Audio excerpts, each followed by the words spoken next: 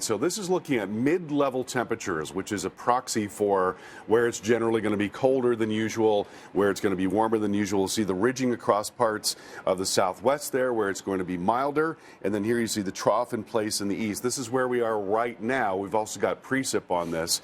And you see the snow that's coming across the lakes and moving into parts of the northeast, and that big U-shaped feature that is dragging down the cold air. That's not really going to go away. We're going to see successive waves of cold. So here's our storm that's moving out into the middle of the country. So that's Sunday at 8 p.m., a large area of snow along with that, reinforcing cold, obviously, dropping down through much of the northeast and the Midwest. Then we'll go into the middle of the week, and yet another lobe of cold is going to come on in. So it is going to be frigid for a lot of the eastern half of the country going through next week. Still seeing some lake effect snow and some system snow up into the lakes there in the northeast.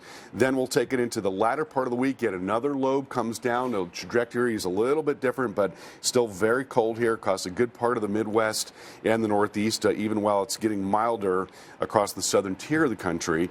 And then we'll take it into the weekend, and we see a little system coming up. You notice that it's still quite cold for much of the northeast and Midwest, and a little system coming up into the southeast. The models have at times shown a little more snow for parts of the southeast, not so in this latest run of the European model, but that's going to be something to watch going into the early part of next week. So when we talk about cold risks here, we're looking at very likely well below average temperatures, January 8 to 12 for the eastern half of the country, and above average for a good part of the west.